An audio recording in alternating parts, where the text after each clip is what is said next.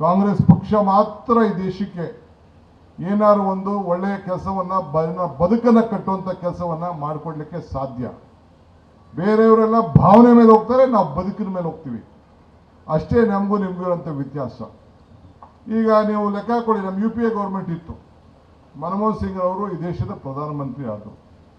ಸೋನಿಯಾ ಗಾಂಧಿ ಅವ್ರಿಗೆ ಅಬ್ದುಲ್ ಕಲಾಂ ಅವರು ಕರೆದಿದ್ರು, ಬಾಮಾ ತಾಯಿ ನೀ ದೇಶದ ಅಧ್ಯಕ್ಷರಾಗು, ಪ್ರಧಾನಮಂತ್ರಿ ಆಗು ಅಂತ ಕರೆದಿದ್ರು. ಎಲ್ಲ MP ಗಳೆಲ್ಲ ಬರೆದು ಕೊಟ್ಟಿದ್ರು UPA ಅವರು.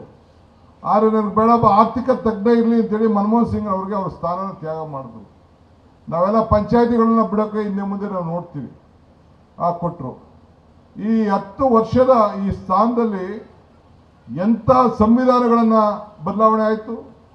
ನಿಮಗೆ ಆಹಾರ ಭದ್ರತೆ ಕಾಯ್ದೆ, right to information, right to education, ಆಮೇಲೆ ಅರಣ್ಯ ಇಲಾಖೆ, ಯಾರು ಟ್ರೈಬಲ್ಲು ಮತ್ತು ಬೇರೆಯವರು ಯಾರು ಜಮೀನನ್ನು 125 ವರ್ಷದ ಮೇಲ್ಗಡೆ ಯಾರು ಒತ್ತುವರಿ ಮಾಡ್ಕೊಂಡಿದ್ರಿ ಅದೆಲ್ಲ ಸಕ್ರಮ ಮಾಡೋಂಥದ್ದು ಇವೆಲ್ಲ ಕೂಡ ಇದೆ. ನಾವು ಕೂಡ ಅವ್ರಿಗೆಲ್ಲ ರಕ್ಷಣೆ ಮಾಡಲಿಕ್ಕೆ ಯಾರು ವಲಸೆಗೆ ಹೋಗಬಾರ್ದು, ತೆಗಿಬಾರ್ದು ಅಂತೇಳಿ ಈಗಾಗಲೇ ಫಾರೆಸ್ಟ್ ಅವ್ರಿಗೆಲ್ಲ ಕೂಡ ನಾವು ಆದೇಶವನ್ನು ನಾವೆಲ್ಲ ಕೊಟ್ಟಿದ್ದೇವೆ. ಸೊ ಹೀಗೆ ಎಲ್ಲ ಅನೇಕ ಬದಲಾವಣೆಗಳನ್ನು ನಮ್ಮ ಕೇಂದ್ರ ಸರ್ಕಾರ ಇವತ್ತು ತೆಗೆದುಕೊಂಡು ಬಂತು. ಅದು ಹೊಟ್ಟೆ ತುಂಬುವಂಥ ಕೆಲಸ ಮಾಡ್ತು. BJP ಅವರು ಹೇಳಲಿ, ಯಾರು BJP ನಾಯಕರುಗಳು ಹೇಳಿ,